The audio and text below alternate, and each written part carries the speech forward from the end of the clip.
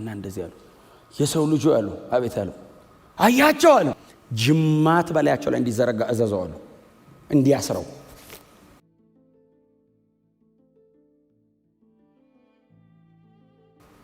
ብትንትን እንዳይል ነው፣ ገጣጥሞ አይለቀውም፣ ማጣበቂያ። ጅማት ሆይ የለም ጅማት እግዚአብሔር ሲል ነው የሚመጣው። ጅማቱ በላያቸው ላይ ተዘረጋ አለው። ስጋ በላያቸው ላይ እንዲመጣ ደግሞ እዘዝ አለው። ስጋ እንግዲህ ተጠርቶ ሲመጣ ስጋ በላያቸው ላይ ሆነ። አሁን መልክ መጣ ማለት ነው አይደል? መልክ ግጥምጥም ብለዋል፣ ጅማት ተዘርግቷል፣ ስጋ ለብሰዋል፣ ቆሙ። የሰው ልጆች አያቸው አለው። አዎ አያቸው አለው። ግን ቢገጣጠሙ ቢሰካኩም ጅማት ቢኖራቸውም ስጋ ቢለብሱ እስቲል ግን እንደሞቱ ነው። በህይወት ግን እየኖሩ አይደለም። የቆመ አይን ያለው አካል ያለው ሙሉ በሙሉ የቆመ ህይወት የሌለው ነገር እስቲል ከባድ። እግዚአብሔር መጣና እንደዚህ ያለው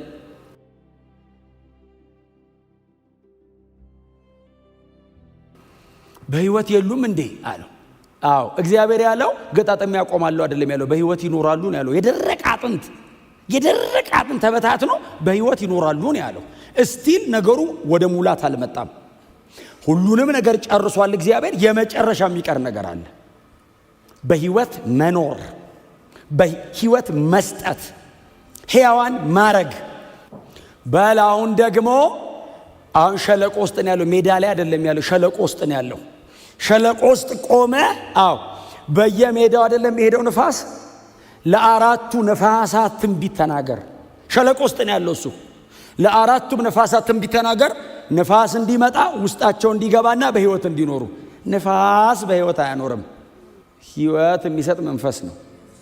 ሮሃ የሚለው ቃል ኢንተርቼንጀብል ስለሆነ ነው። ለንፋስ ንገረው ሲል ሕዝቅኤል ኦልሬዲ በአጥንት ጀምሯል። ለንፋስ አይከብደው።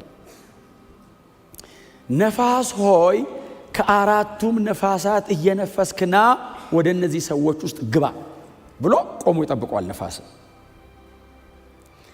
ንፋስ ከአራቱም አቅጣጫ ተጠራርቶ መቶ በዚህ በማይቆጠር ህዝብ ውስጥ ገባ።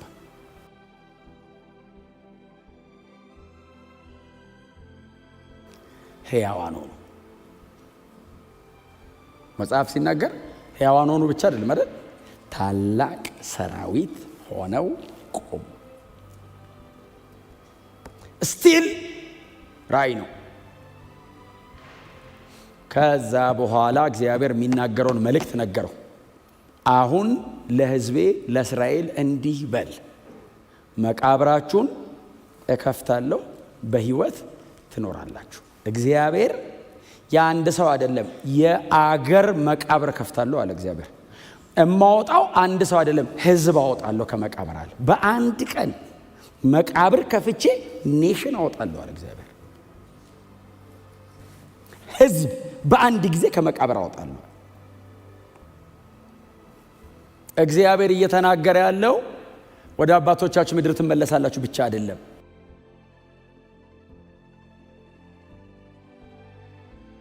ህዝበ እስራኤል ይገባዋል። አሁን እዛ ጋር አሁን ለእናንተውን ቆሜ እዚህ ጋር ተሰብካችሁ ሕዝቅኤል ቆሞ ሲናገር ህዝቡ አሜን ይላል። ተረስተናል ይላሉ። አዎ ተትተናል፣ ደርቀናል። እግዚአብሔር ትቶናል። የተናገረ ነው ትቶታል።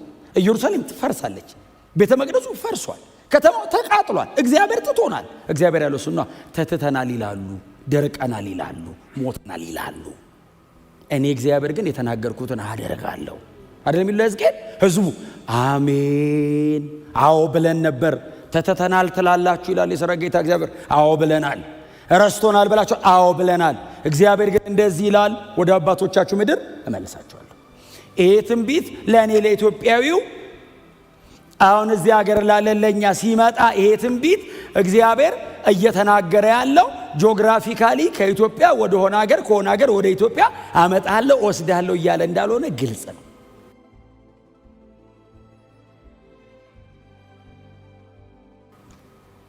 እግዚአብሔር በዚህ ቦታም ላይ ሞር አድቫንስ እየተናገረ ያለው በትክክል መቃብር ከፍቼ የማይቆጠር ህዝብ ባንድ ያወጣል።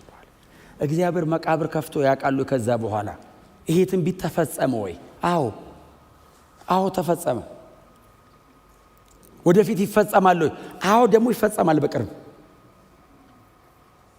እግዚአብሔር መቃብር ከፍቶ የሞተ አስነሳ ወይ? አዎ ሊሆን የማይችል ነገር እግዚአብሔር አረገ። ሊሆን አይችልም፣ እግዚአብሔር አረገ። እግዚአብሔር እንደዚህ ይላል፣ መቃብር ከፍታለሁ። እግዚአብሔር ከፈተው? አዎ ከፈተ። ማስረጃ አለ። ኦፍ ኮርስ ክርስቲያን ያረገን እሱ አይደል? ክርስቲያን የሆነው እኮ ኢየሱስ ከሞት ተነስቶ። እግዚአብሔር መቃብር ከፍቶ የሞተ አስነሳ ወይ? አዎን እግዚአብሔር መቃብር ከፍቶ ሞት ተሸንፎ የሞተ ተነሳ። ልጁን እግዚአብሔር ቀሰቀሰ።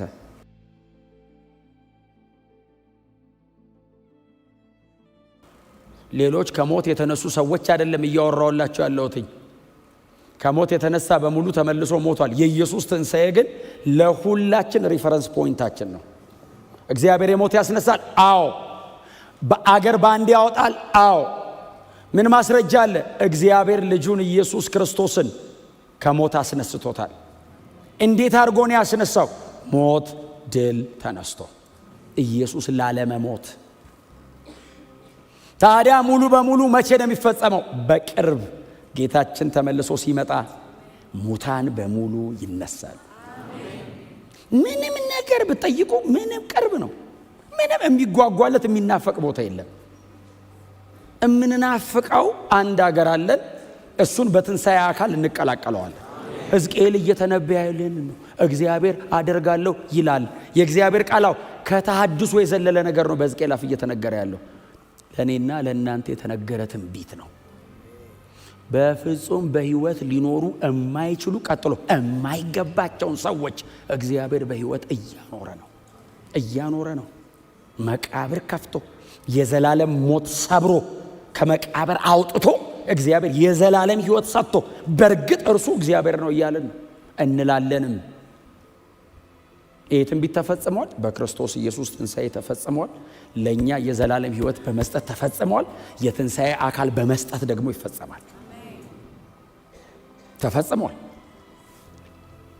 እግዚአብሔር እርሱ ማን እንደሆነ የሚያሳይበትን ሥራ በእኛ ሰርቷል።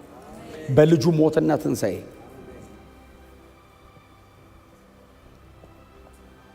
በቅርብ እንነሳለን።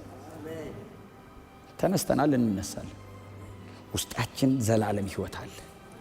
ይህንን አካል በመለወጥ ወደ ሙላት ያመጣዋል። ሕዝቅኤል የሚናገረው ይህንን ነው። መቃብር ይከፈታል።